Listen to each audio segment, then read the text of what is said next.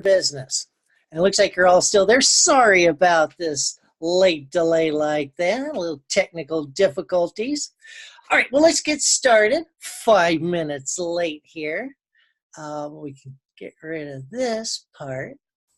So notice, like in today's announcement, that the calendar I included showed the times for our live lectures, so that way you know when to expect them. So you've just got that today, because I had someone asking about that. Let's see here. Let's get rid of that. And we can get rid of that.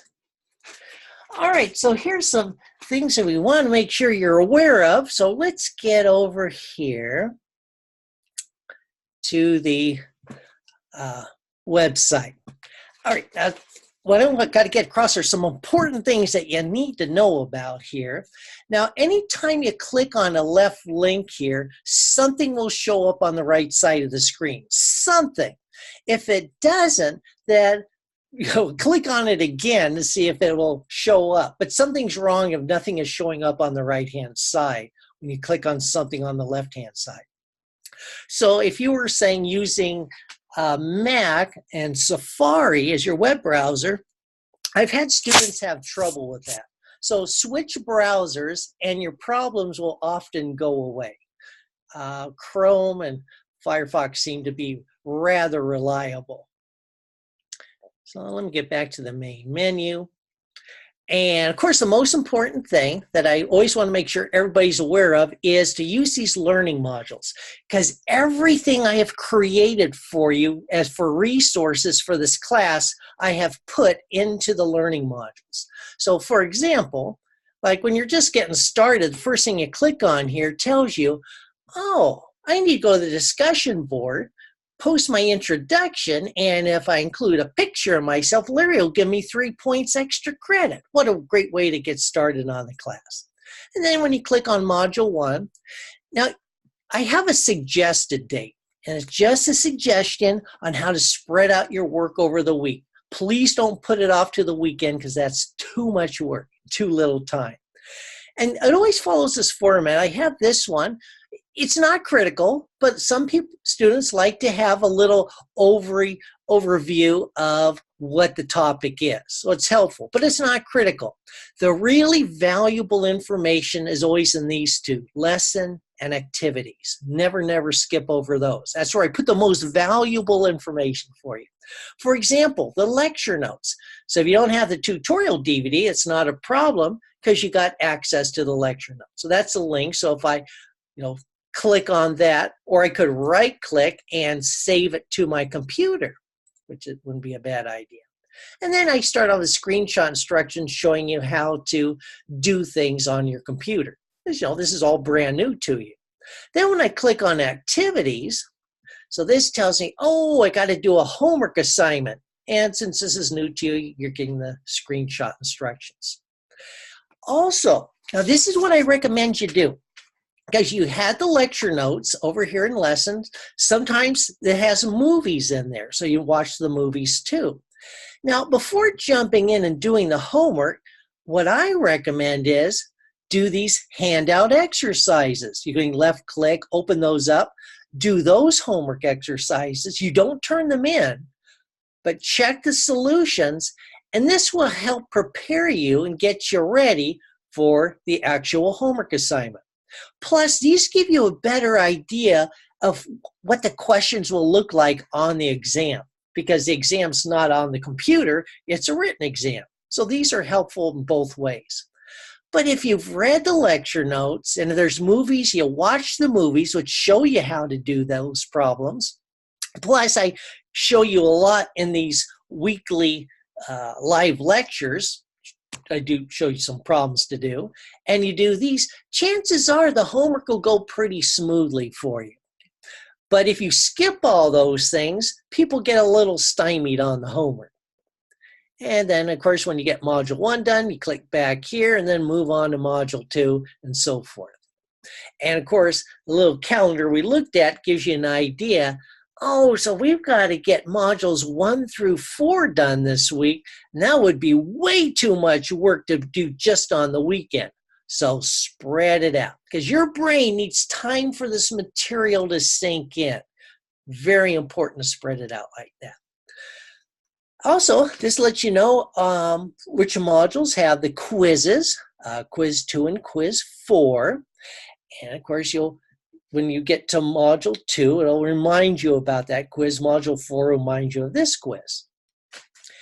Now, I got some questions here for you that if you didn't know the answers to these, well, then it's a darn good thing you're here for this lecture.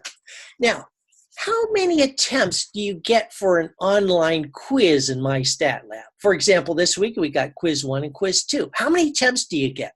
Only 1, 2, 3, or unlimited? Which is it? The answer is 3. So this is why you want to spread out your work, because that gives you time to redo a quiz if you choose to. You don't have to, but let's say first time you take a quiz, you're not happy with the score. And so you look at the mistakes you made and you learn from them. Well, then why not take the quiz again? Okay. And you can. And of course, it changes the problems around a little bit, but it's the same basic fundamental concepts being tested. And if you're not happy the second one, you take it a third time. Now, whichever your highest score was on the first, second, or third try, doesn't matter. You get the highest of those 3 scores if you took it 3 times. So that's good to know. But what you got to remember is that after this due date, which is Sunday night, the quizzes go away forever. So if you run out of time, can't get the quiz, and you email me and say, hey, Larry, could you reset those quizzes? I missed them. The answer is going to be no. But I will add, I dropped the 2 lowest quiz scores. It's just that you blew off your 2 quiz scores already. Oh, let's see. Let's turn off the video. It just slows things down. So we'll stop the video there. This Zoom allows us to have video of all of us, but it's really not necessary, and it just really slows down the connection. All right, let's see here. So that's spreading out the work. And so if you started a quiz 1 by Wednesday, you would definitely have plenty of time to do retakes, and the same for quiz 2. But if you put all the work off till the weekend, you'll find you don't have time to retake quizzes. So don't do that to yourself. Okay, how about this one? Number 2, how many attempts do you get on the online homework assignments? 1, 2, 3, or unlimited? The answer is you got a little more leeway on homework. It's actually unlimited. I have no limit to how many times you can retake the homework. Also, I'll let you in on a little secret. The due date for the modules, 1 through 4, is Sunday night. But really, the only thing that goes away forever and ever are the quizzes. The homework will still be available, so that if you didn't get the homework all done, you could still do that and get credit. But the idea is you want to do the homework first so you do well on the quizzes. But just so you know, the homework does not go away. How about 3? What should you refer to in order to know what you should be working on, where to find it, and when it's due? Ask another student in class, or B, click on left links in My Stat Lab, homework and quizzes, and just clicking on those right there. For example, over here, I'll just click on over here on homework and quizzes, and I'm sure they'll tell me everything. Is that the correct answer? C, click on the left link in My Stat Lab learning modules, and they will tell you everything you need to know. Or D, just use this calendar right here. Well, only one of those is the correct answer. And it's important that you know learning modules. I mean, this calendar is handy, but you can't rely on this for everything. Yeah, it helps you with due dates and how to spread out the work, but does it have all the study guides and movies and lecture notes and all the things you need to know to be successful in the course? No, just one little piece of paper can't do all that. You need the learning modules for that. If there's one thing that I find students get into trouble in this class and get hopelessly behind and have a hard time is that they, for whatever reasons, and I haven't been able to quite figure it out, why didn't you go to the learning modules to get all this information? And I hear something like, well, I was just doing homework and quizzes, and I thought if I had trouble, then I might go over to the learning modules. But then I learn, instead of going to learning modules, they're going and searching for YouTube videos on how to do stuff. You don't need to go to the YouTube learning website. Everything you need is in the learning modules. I've got all the movies, the lecture notes. It'd be pretty unlikely you'll be searching for stuff if you use the learning modules. All right, so be sure and do that. And I will be checking next week to see which people are not using it and send them a little email reminder reminding them up. Yeah, do want to use those. Hey, how do we take exams in this class? Oh, we take them online just like the quizzes. Is that the answer? We can use ProctorU.com since our exams are all multiple choice questions. Is that the right answer? We can ask anyone we want to proctor our exams for us.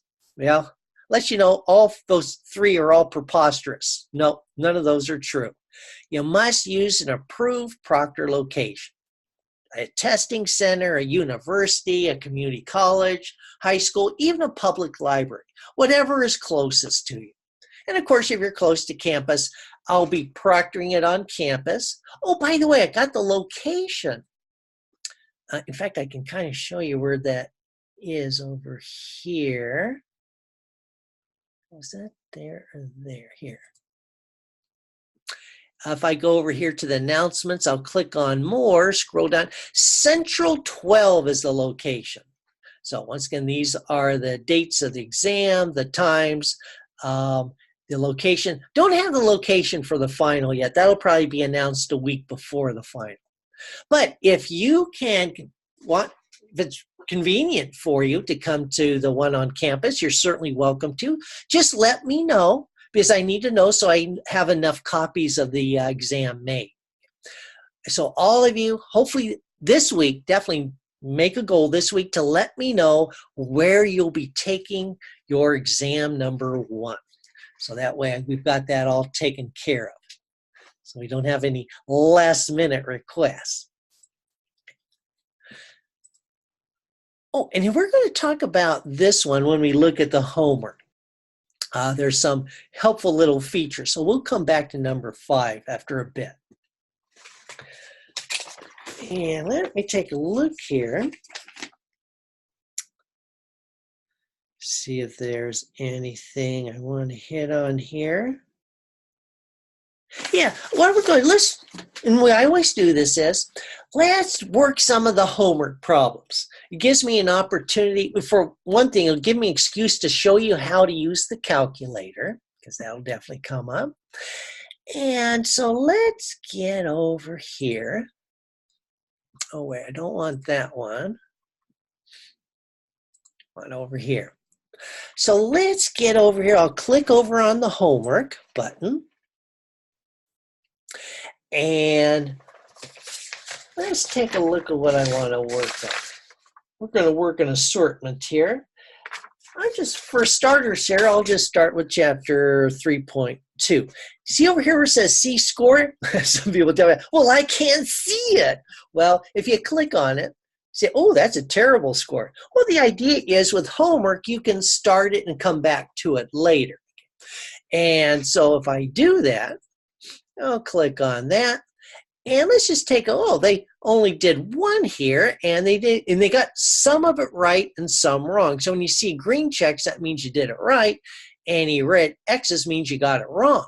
But what I want to point out is you can redo a question until you get it right. So you can fix those red X's. It gives you the opportunity to learn from your mistakes. Hey, let's go in there. Let's see what the question is.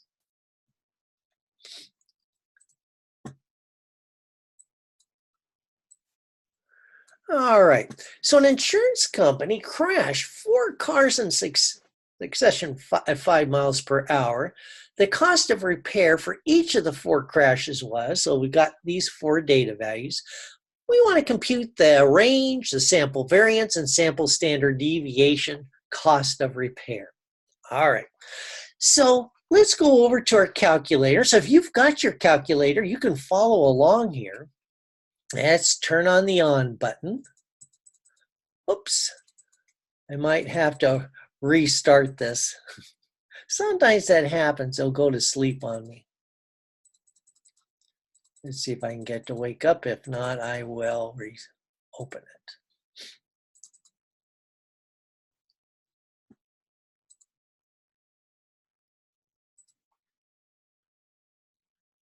There, that's all awake now. Good. Uh-oh. Oh, no. Oh, dear. Boy, I'm just having a heck of a time of it here today. Let's see. Maybe I've got one over here in my parallels. Let me open that up. Sorry once again about the delays here.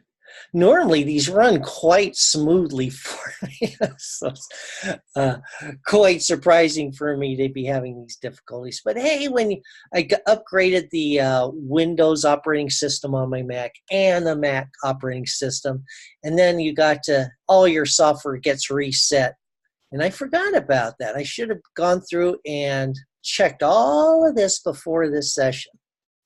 It's a valuable lesson for me there. Okay, so let me resize this. See if I'm pretty sure I got a virtual TI in here.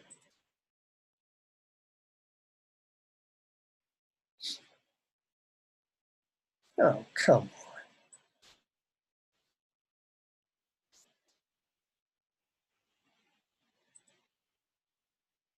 There we go.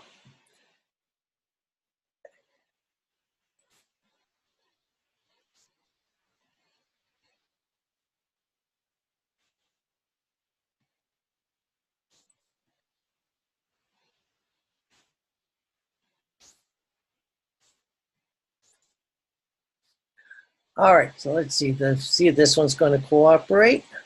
It is. Good. All right, we're in business now. Might as well make that a little bit bigger. All right, so we're going to enter the data, and how you do that is you press the stat key here, select 1 for edit, and oh no, I've got some data in here. We need to get rid of that, clear it out. So if I press my up arrow key, I got L2 highlighted. Now the proper way to clear a list is to click on this clear key and then press enter. So you got to press those 2 keys, clear and enter, after you've highlighted, and it clears the list. Now, do the same thing over here. Clear, hit enter. Now let me show you what not to do. I'm just going to put some data in here just so I can delete it. An easy mistake to make when you're first learning is to highlight L2 and you think, well, I want to delete the data. Why don't I press the delete key? Well, look what happens. You just deleted list 2. Now what are you going to do? Let's close that. Is this. You can fix everything by just doing this. Click on Stat and select choice number 5, Setup Editor. It fixes all of that.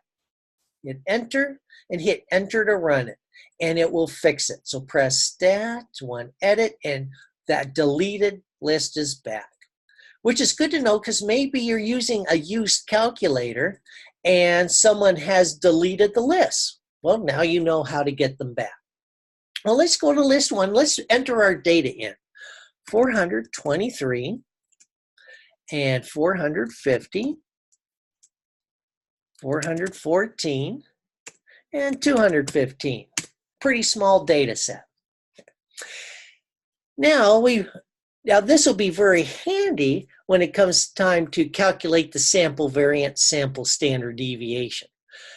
But for the range, that's pretty easy. Just find your largest value and subtract the smallest. Well, why don't I get back to the home screen? Well, how do we get out of here?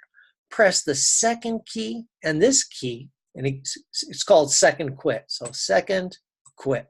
Whoops, second quit. There we go. If you ever want to clear your screen, just press clear. So let's take our largest value, 450. So hit 450, then the subtract key, and let's put in the smallest value, 215. Hit enter.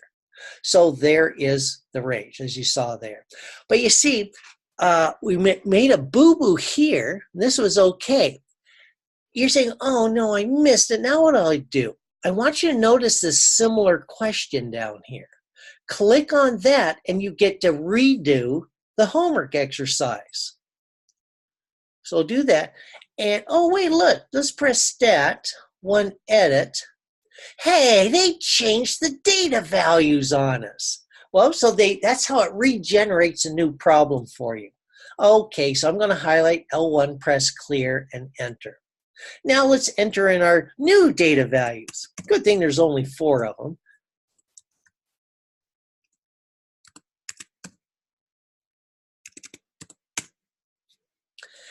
Always a good idea, double check that you didn't make a data entry error. Always do that, because that's the one thing that's maddening is you wonder, what did I do wrong? And it's all because you just put in one number wrong. All right, so once again, let's press the second quit. So we're at the home screen. I'll press clear. Now, with our new data set, what's the biggest number? Well, that'd be 467. Subtract our smallest, 225. So that's our range. So let's just go over here and let's enter that in. 42. Click on check answer. Oh, so far so good. All right. Now, you may not have gotten to chapter 3.2 yet, but these are measures of spread or how much variability there is in the data. Now, the range is a measure of spread, but it's not a very good one. In fact, it's so bad, it's almost useless, some say. First of all, it only uses 2 data values, the biggest and the smallest. And if you have outliers, you're using the 2 worst data values. So the range is not something we intend to be using in this class. Sure is simple to calculate. Now we have a variance and standard deviation. So let's let the calculator calculate those for us. And how you do that, press the stat key, press your right arrow key to highlight count, and we want choice number 1, 1 bar stats. So just press 1 and you'll select that. And tell it which list your data is in. Well, I put it in list 1, so I'll press the second key here. And then when I press 1, it puts list 1 in there. And you hit enter. So we want 1 variable statistics for the data we put in list 1. So we can see that the mean, now you're going to have to memorize what these symbols represent. Otherwise, you won't know what the answers are as you read off your calculator. They didn't ask us for the mean, but if they did, and they will in chapter 3.1, you'd say, oh, it's 378. If they asked us for the median, we'd scroll down, and that's 410. And so you'll notice the mean is less than the median. And if the mean is less, it's to the left. And something you'll be learning this week is that what pulled the mean to the left? And you'd say, well, either skew or outlier, a left skew or outlier. But let's go ahead, and S is the sample standard deviation. So that would be, this right here would be the answer for when they ask for the sample standard deviation. But this is S squared. So what you're going to have to do is you're going to have to square this answer here. Well, with it staring you in the face up there, we'll do the 105.4798. So put the whole thing in because we want to avoid round off here. Let me double check myself. Make sure I copy that down right.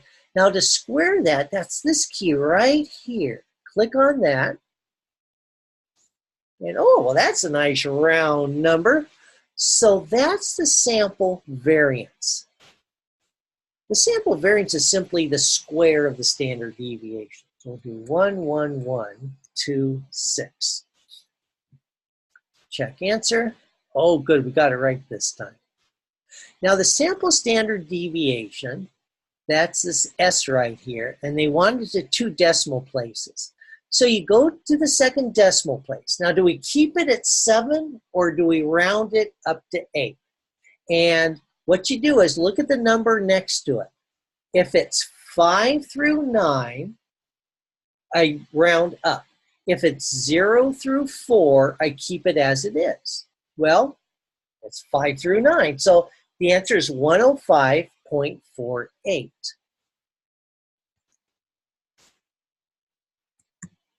And let's check that. Good. Let's see, I saw, someone posted a question. Larry, can you back up a moment? What would you like me to back up to? And the good news is this is being recorded, so if you ever feel I'm going too fast, guess what? You'll be able to re-watch it and work on it again. So I'm really not sure what I'm supposed to back up to, but just to recap, this was the range, almost useless, won't be using that. This is the sample variance. This is a measure of spread, but we're not actually going to be using variance. For those who continue on in statistics, you'll see that.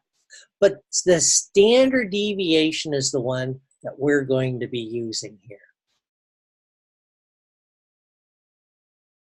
Let's see, you're trying to type in that, but when I try to type it in, it's not allowing me. Well, maybe you could try again. I have never known a calculator not allowing you to type in numbers like 1, 0. Whoops, I better fix that. It got weird on me there.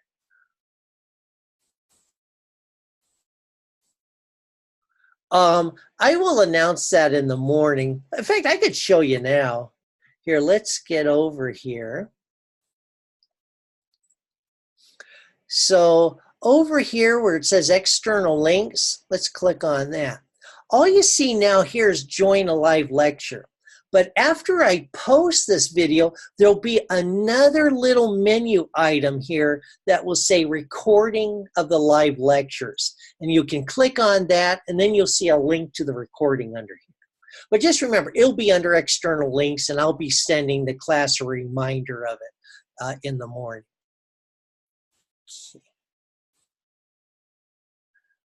Hey, well, my calculator's acting kind of funny. All right. Now,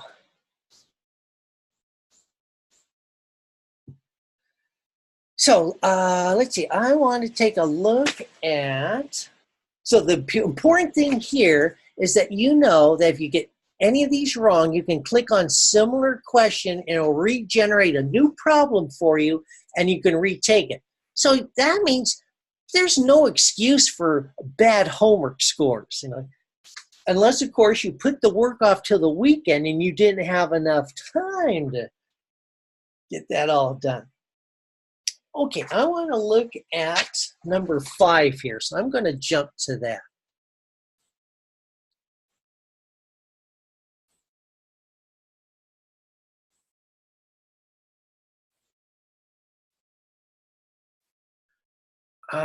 Actually, maybe that I should save this one for the very last, now that I think about it. 3.2, and that. Let's back up to chapter 3.1. So I'm going to close this.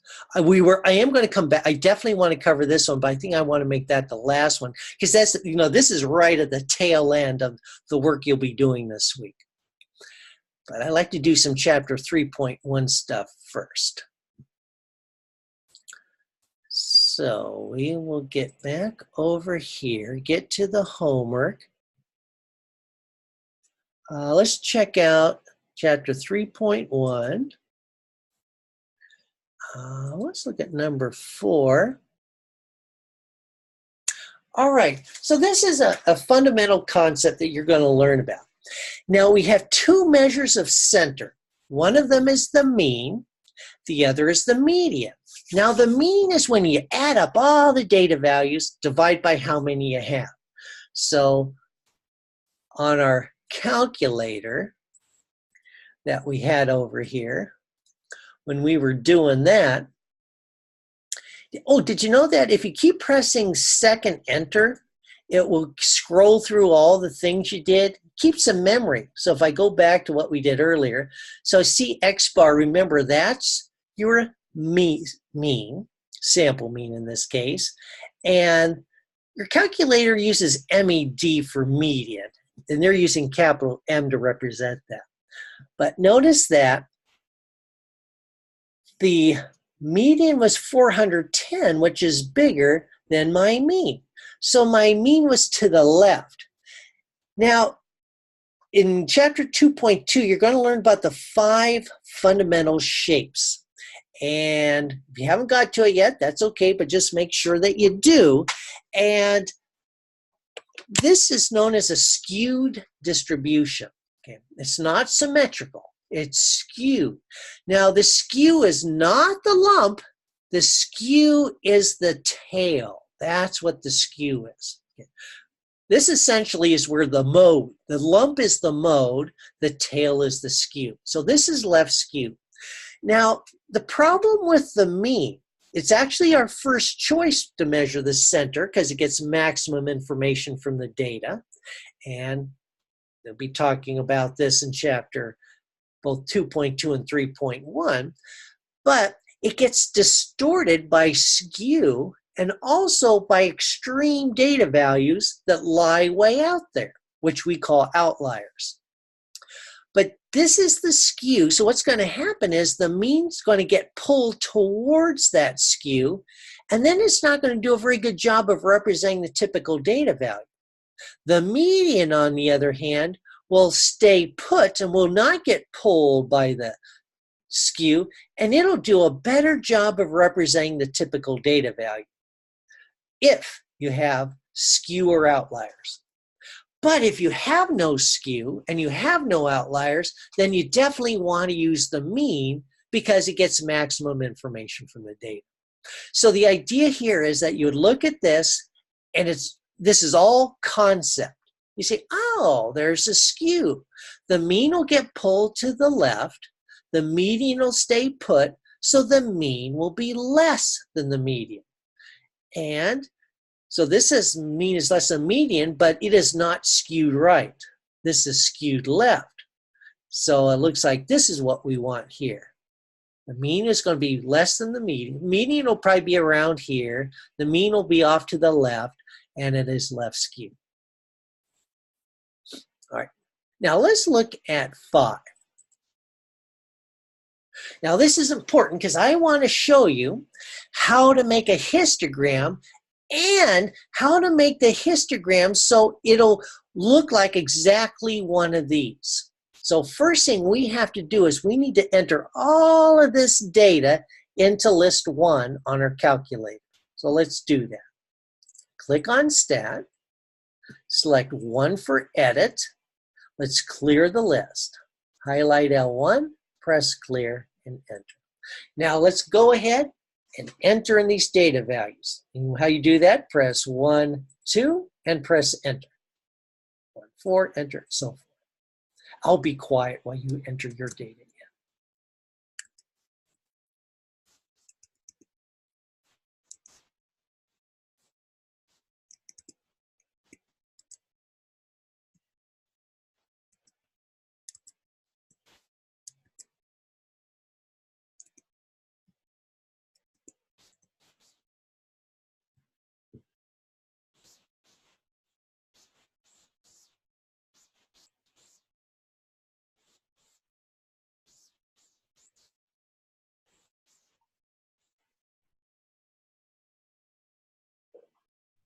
I hope you noticed I double-checked all my data values to make sure I didn't make a simple data entry error. Oh, I'm good at making those, so I always have to double check myself. Okay, so we got the data in there, and we want to make the histogram. All right, so there's a couple things we're going to have to check first that could mess us up. And so the first thing I'm going to check is I'm going to press this Y equals key.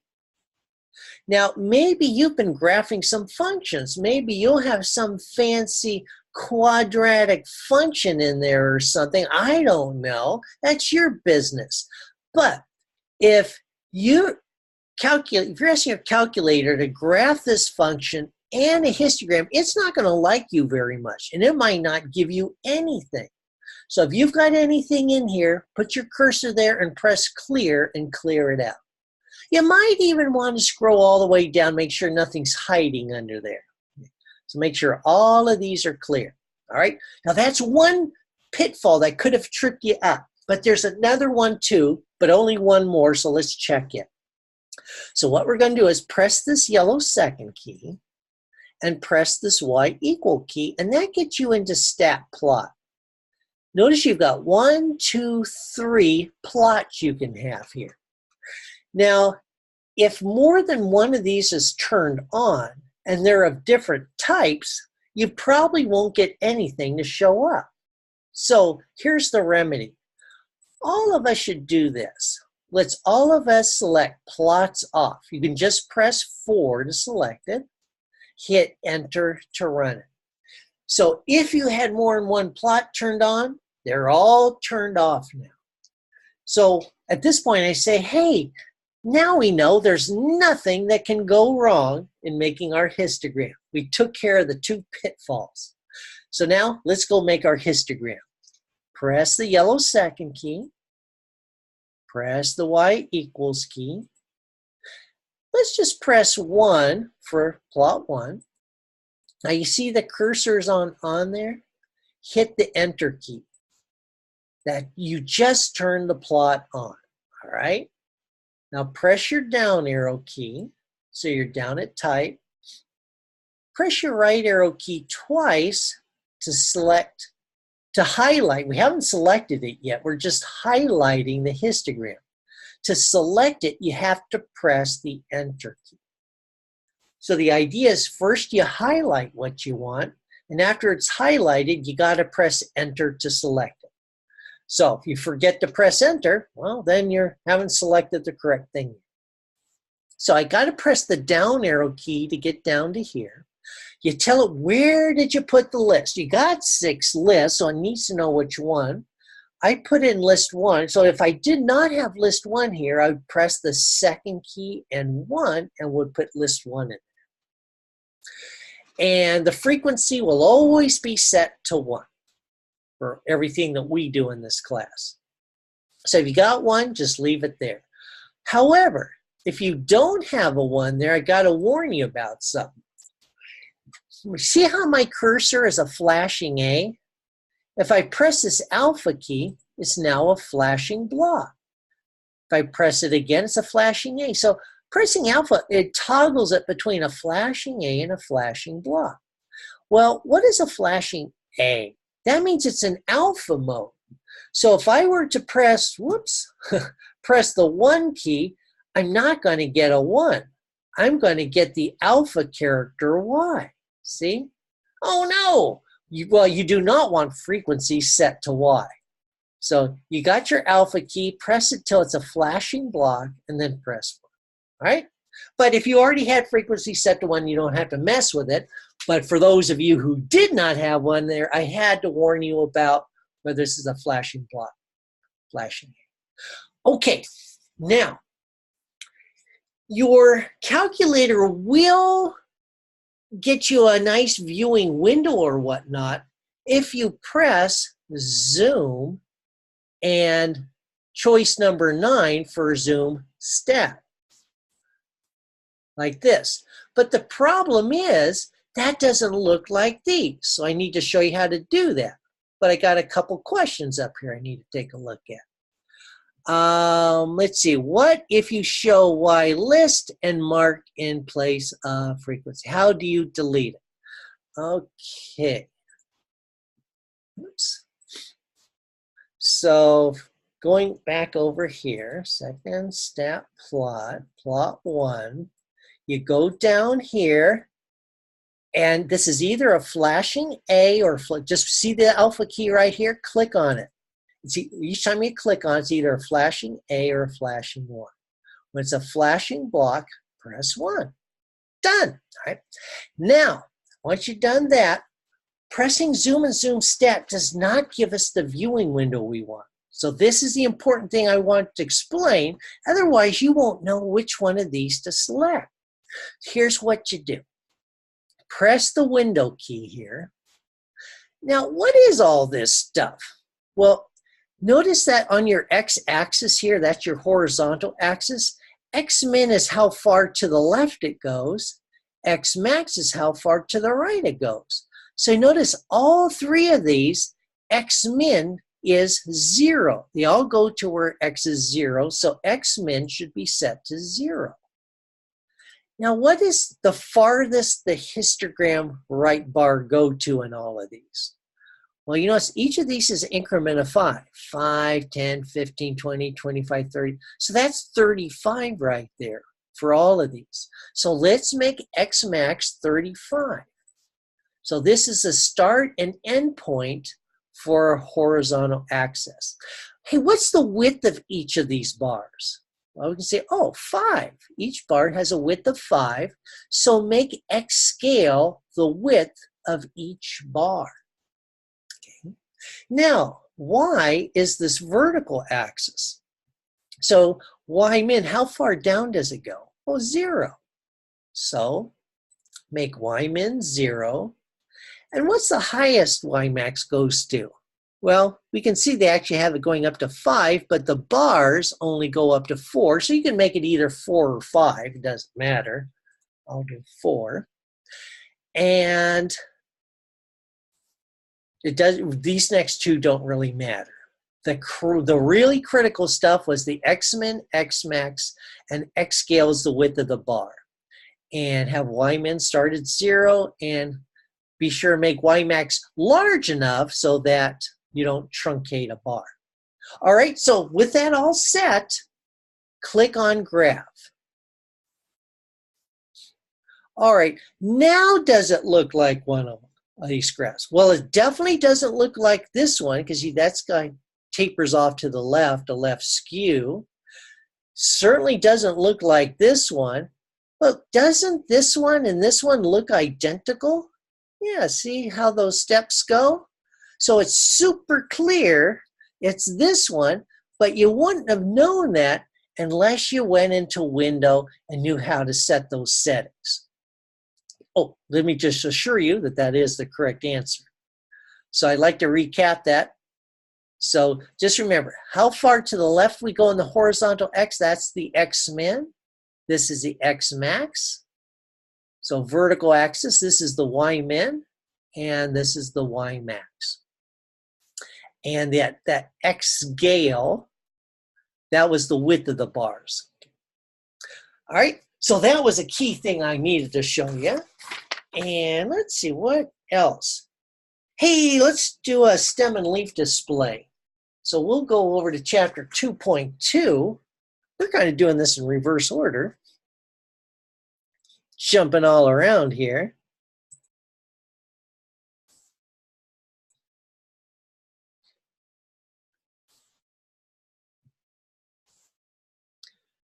All right, so 2.2, and now let's look at number 3.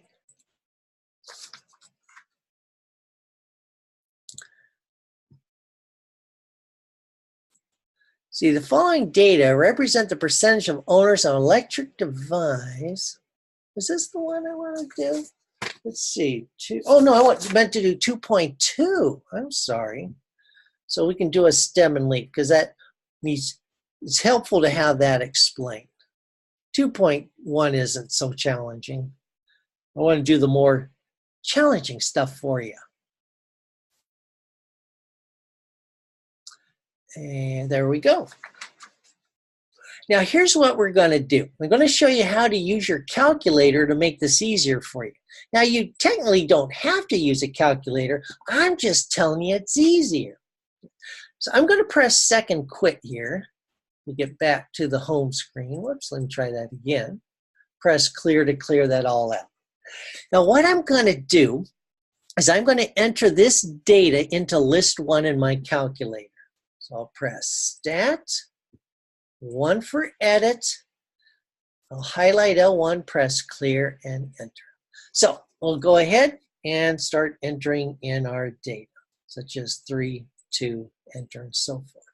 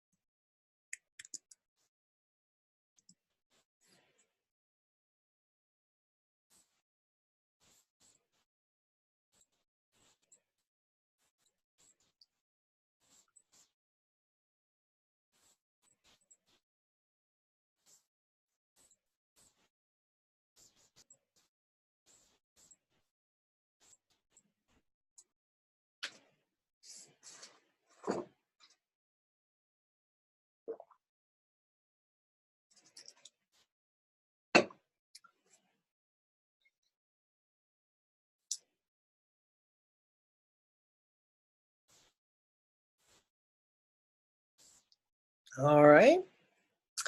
Now what I'm going to do, after I've gotten this all in here, I'm going to use my calculator to sort the data from smallest to largest. And I'm doing that because I'm going to show you how much easier it is to make the stem and leaf display when you've got the data already sorted. And also here, let's see, where's that? So we're going to construct that. Oh, and of course, they're telling you it has to be ordered. Okay, so we have to order it anyways, but believe you me, you'd want to do it that ways anyways. So here's how you sort the data. Click on Stat, and it's choice number 2. Sort A means sort in ascending order. So just press 2 to select it. Now you got to tell it which list you want sorted, and we want list 1. So press the second key, and 1, it puts it in there. The right parenthesis is above the 9 key. So this will sort in ascending order the data in list 1. Hit enter to make it do that. Well, let's go in there and take a look at that. Press stat, 1 for edit, and look, it's all sorted. Now, so if you've gotten to chapter 2.2, you'll be familiar with that stem and leaf display. If you haven't got that far, you have no idea what I'm talking about. But the idea is, for a data value like 8, that would be like a number of 08, 08. So 0 would be the stem, and 8 would be the leaf. So we got an 8 there. Our next number is 9. That would be 09. So 9 would be the next leaf, then a 9 and a 9. And then we're going to get to the 10s. Let's go over here and scroll down. So, oops, what did I just do? Let me press 1 for quit. And let me get back to my data. Now we're getting into the 10s. That's this row. So like with 12, just imagine splitting that in 2. The left side, the 1 is the stem and 2 is the leaf. And so there's our stem, and then we just put the leaves over here. So that 2 would represent the 12, and then the 3 here would represent that 13, and then the other 13, and then the 14, and then the 17, 17, 18. We scroll on down here. Okay, so now we're getting into the 20s. So this is where 2 is the stem, and our leaves are 1, 2, 5, 5. Whoops. Oh, did I? What did I do here? I must have accidentally clicked on enter.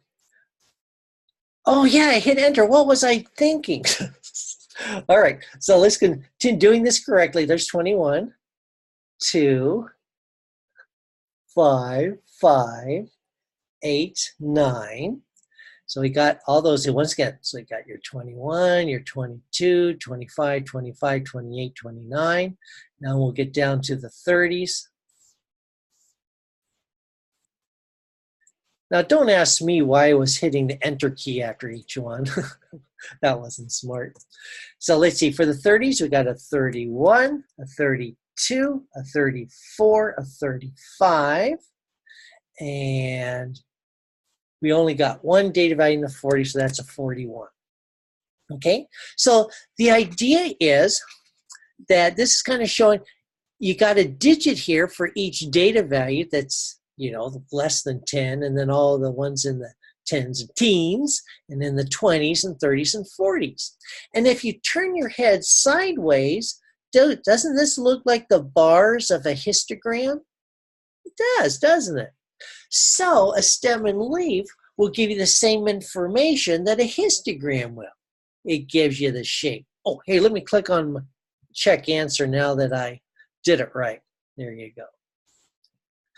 But did you notice that when we sorted it, then you're just able to enter these all and going from left to right, just moving right on down like that. And it really makes it easier because if you don't do it that way, you're just jumping all around, popping all over the place, and it's much more haphazard that way. In fact, let's take a look at the lecture notes. Now, what I encourage you to do is to get the tutorial DVD from me. And if you don't have a DVD drive, that's okay. This is what my students do. They'll take the DVD that I give them, and they'll go to, say, like the computer lab on campus or anywhere else that's convenient, maybe a library, and they will copy the contents of that DVD onto a flash drive. Well, actually, you want to copy it into a folder on the flash drive. And then plug that flash drive into your laptop or your desktop and copy that folder onto your hard drive. That's what I did here. So I named my folder MTH243 tutorial, and it has these documents. And there's only one file to open here called start.pdf, and you want to open it up with Adobe Acrobat. Either that or Acrobat Reader. Okay. Acrobat Reader, chances are, that's what you have because that's a free program. You see, because you got to use Acrobat Reader so that the multimedia features work. Because when I select that, then I'll have this PDF file, and it opens up this menu system, making it very easy to access everything. I can just click on Lecture Notes, get to this menu, and I can get to, let's say, chapter 2.2. Hey, see that histogram? And here's a movie you can play showing you how to make that. Hey, there's a stem and leaf display. You can click this button and it'll play a movie showing you how to make a stem and leaf display. So you can see this one looks like that. Then it also explains that we also have what's called split stems. So you notice here we just, for each of the 30s and 40s, we just had one row. Well, you could double that. So you could have 2 rows for each of those. So instead of 1 row for the 50s, you could have 2 of them, 2 for the 60s, 2 for the 70s. You have to split them all. But when you split them, you have to remember that the first row is for the lower 50s, and then these are for the upper 50s. Lower 60s, upper 60s. Now, what are the lower 50s? That would be leaves of 0 through 4. In fact, lift up your fingers of your hand. On your left hand, count off, starting with your thumb, 0, 1, 2, 3, 4. So 0 through 4 are the lower leaves. And then go to your other hand, and on those fingers, count off 5, 6, 7, 8, 9. So 5 through 9 are the upper leaves. So that helps you remember that. Because some people will get confused. They'll think 5 is a lower leaf when it's actually an upper one. Also, notice this. We had no data values in the upper 70s or in the lower upper 80s. So we have this gap here.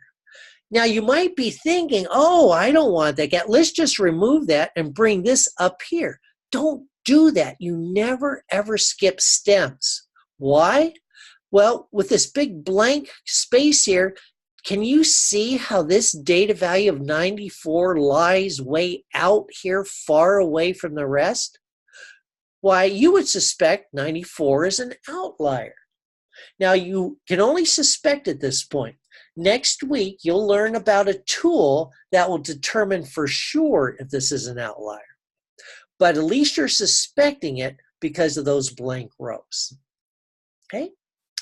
So that's covered in, oh, and then of course this also shows you the basic shapes, the 5 basic ones. So we've got the bell-shaped or normal distribution. See, there's no skew, or it could be bimodal where there's 2 lumps, 2 modes. And then we have your skew distribution. So the tail is askew, so that's right skewed, and this is left skewed. So when you have skew distributions, that's when you got to use the median to measure the center typical data value, because the mean's going to get pulled towards the skew, and then it won't represent the typical data value very well. And then there's the uniform distribution. All right. Okay, now let me show you that last problem, because what's going to happen, in fact, let's do this. Let me close that. Oh, let me just close this one. And here's something that would be helpful for you to know about.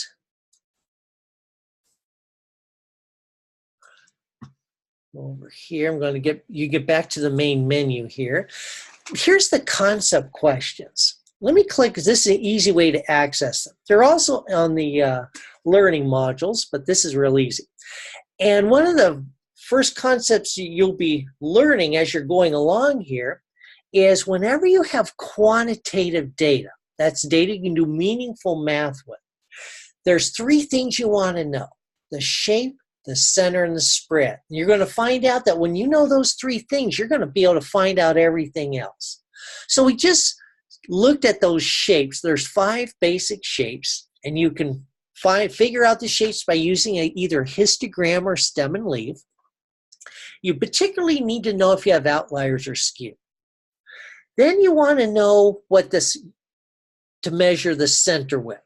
Remember, it represents the typical data value. Your first choice is the mean because it gets maximum information from the data. But you can't use it if there's outliers or skew because they distort this too much. So you've got outliers or skew, you're going to have to use your second choice, the median. It's not affected because it's all based on the position in a sorted list. So you have a sorted list of data and the median's in the middle position. And now spread, we're just getting started on it this week. We're learning the first choice, but we won't get to the second choice until second week. But the first choice is the standard deviation. You say, what the heck is a standard deviation? Why would they call it that? Well, notice that if you're using the mean to represent the typical data value, it's in the center. And you would like to know, well, how far away are the data values spread away from that mean? Well, the standard deviation tells you the standard or typical distance a data value deviates from the mean. Okay, so the name does make sense. So let's suppose that your shape is that bell-shaped normal distribution. So there's no skew, no outliers. So you get your first choices for center and spread, the mean and standard deviation. And let's suppose you actually know what those values are equal to. Then you might say, well, what's it good for? You know, this mean and standard deviation. Well, let's get to that last question in chapter 3.5.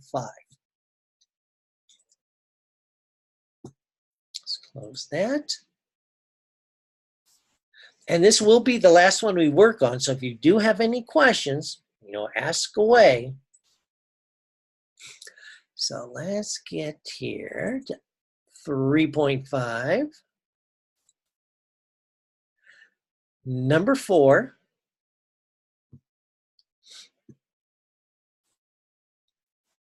Wait, wasn't this one I wanted? Oh, that's because I went too far. I'm sorry, that's next week. We've got 3.2. There we go, and then number 5.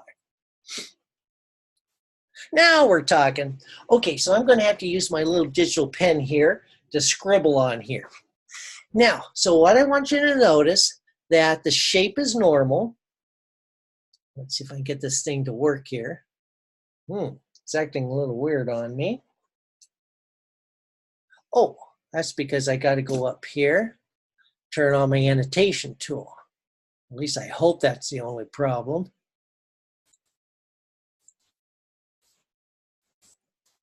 Because I haven't used this annotation tool since I got the new operating systems put on. So let's just see how it goes.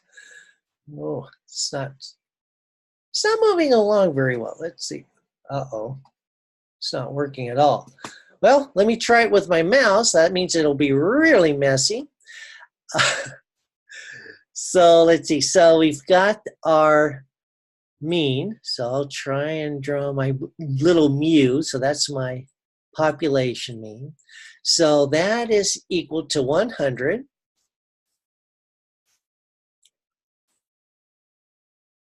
And the standard deviation, now the symbol for the population standard deviation, it's the Greek letter for S. Now this is mu, the Greek letter for M.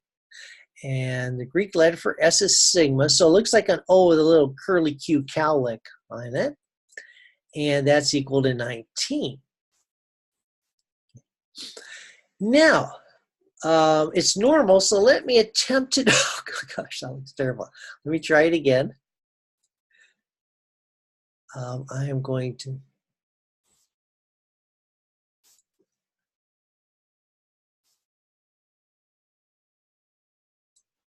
try and get looks somewhat like a bell shaped. So it's in the center. So that's where the mean would go, and then we'll go 1, 2, 3. 1, 2, 3. Not as symmetrical as I like, but it's a very rough sketch. And I'll put an X over here because an X represents a data value. So this is distribution of all the data values. So this one would be 100.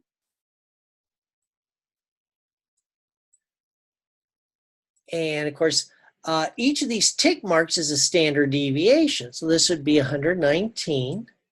In fact, we'll go over to our calculator to assist us with this. So let's get that calculator up. There it is. And here's a handy way to do this. And by the way, this is something we'll be doing a lot later on down the road. But I'm going to do is I'm going to take 100 and I am going to subtract one of these standard deviations, 19. Hit enter. And I'll press the second and enter key to get the same thing, and then I just hit a plus. You say, now why are you doing that? Well, subtracting one, so I know that this one right here is 81, and that's 119. But notice that each time I press second enter, all I have to do is edit this. Like I could make that a subtract 2. And I know what this tick mark is. Press second enter, make that a plus. Let's go enter these in before they scroll off the screen. So this right here is the 81.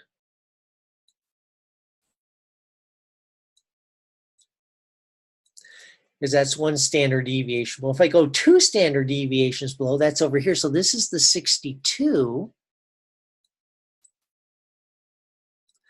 And this is the 138. I don't know why my calculator put those funny caret symbols in there. I suspect it might be this little digital pad that's not working anyways. I'll disconnect it, see if that'll help a little bit. And now we'll get back to our calculator and get the final tick marks. So I'll press second enter. Now let's change that to subtract 3. Press second enter. Change that to a plus 3. All right, so we got the final numbers that go under the tick marks. So this is 43. And this is 157.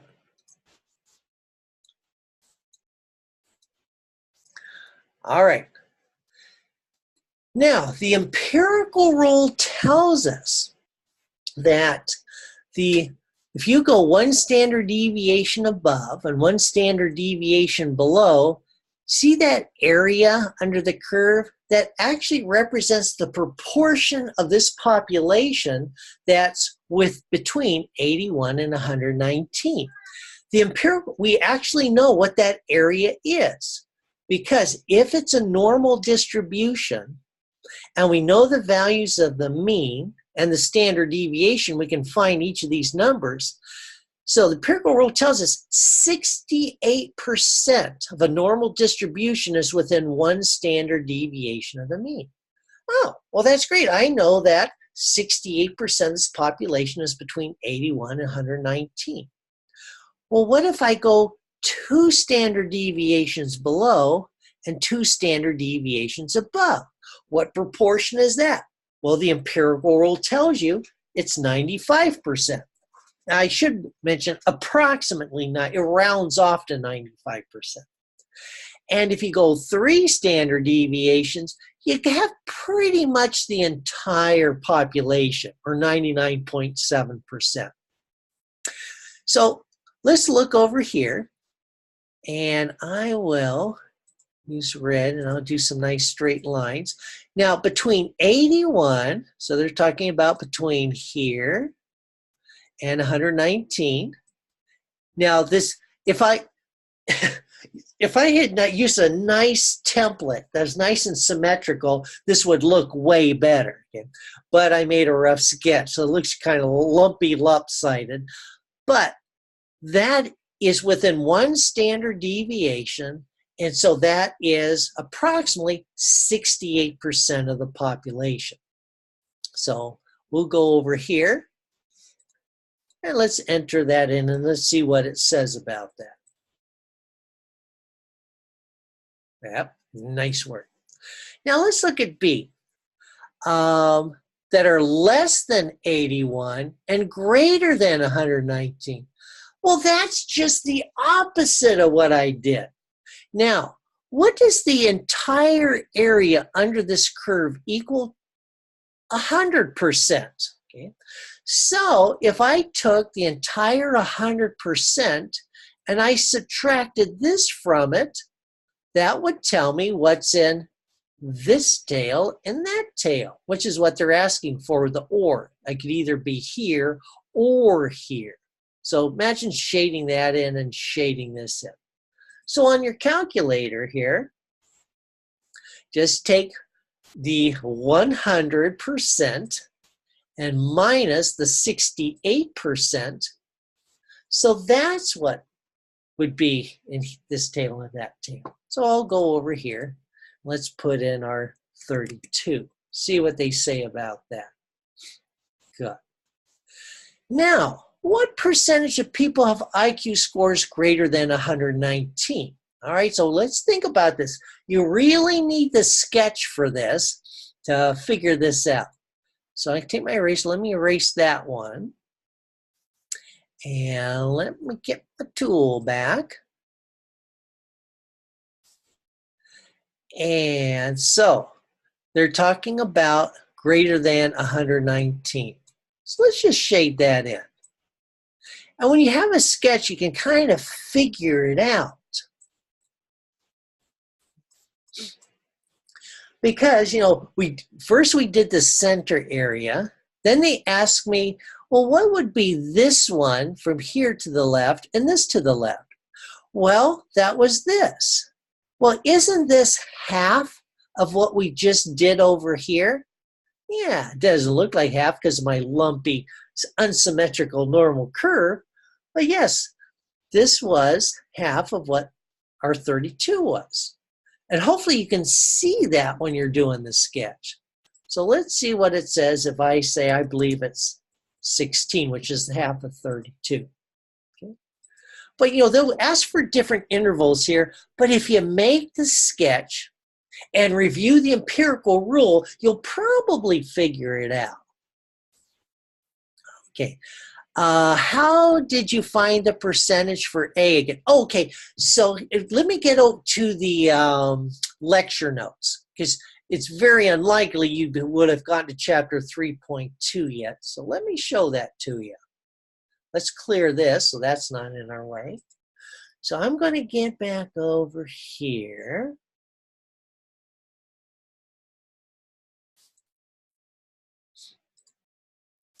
So if I go over to the lecture notes, and I'm going to go over here to chapter 3.2 where this is being covered.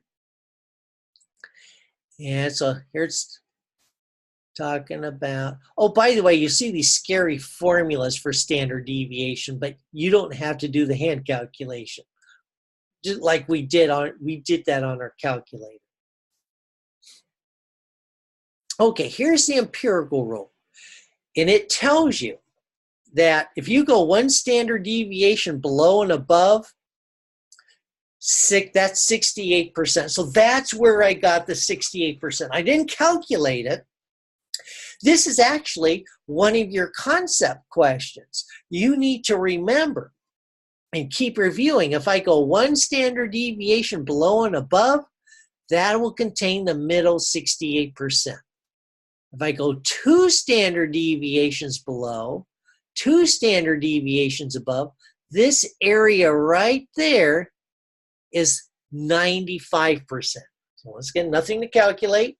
It's a concept. This is what always happens. And going out three standard deviations, it contains 99.7. In fact, if I go to the concept questions, let's just go to concept question number 8. So there it is.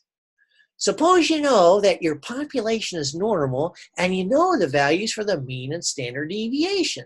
What does the empirical rule tell us about this population? And here's some nice pictures to go along with it. Now, aren't these pictures a lot better than the one I drew by hand? Oh, these are a lot better. So there's that middle 68%, middle 95%, middle 99.7%. And I do want to emphasize the learning modules will remind you which concept questions that you should be learning.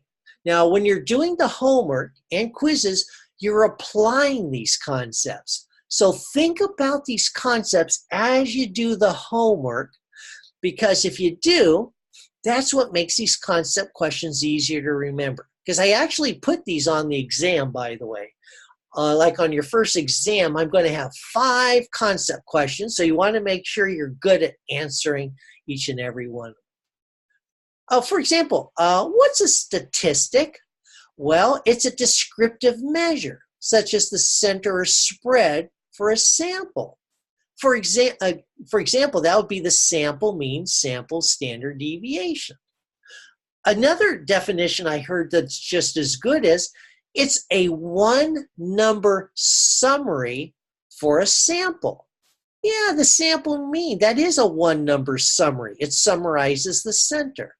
Sample standard deviation, that's a one-number summary because it summarizes the spread of the sample. Well, what if you're talking about the center and spread for a population? Well, now you're talking about a parameter. So that's a descriptive measure for a population. Or you could call it a one-number summary for a population, because the population mean is a one-number summary of the spread. Population standard deviation is a one-number summary or this one for the spread, this one for the center. All right. Let's see if there's any other questions here. Don't seem to have any. So that's good. And so you've got the little calendar, so you've got a good idea of, hey, when are we meeting again? When is that? And you can see that, oh, okay, that's going to be April 8th. And it'll be the same time, 7:30. And of course, I will send out a reminder that morning or maybe the evening before to remind you of that. And it'll have the link. Now, the email has the link, but also notice that you also, if you want to join in on these, you can get to them by going over to external links and just clicking on joining a live lecture is another way to join these sessions. So let's suppose you couldn't find that email. You think, oh no, I can't join. I can't find that email, the link. Well, you don't need it. You can just use this. So once again, I'm going to be uploading this video, and after it's uploaded, I'll have a new little left link here that will say something along the lines of recordings of live lectures. You'll click on that, and then over on the right side of the screen, you'll actually have a link to it. So if you need to review of any of those, you know that I'll always be doing that for all of our live lectures. All right. Okay, so that's our session for this week.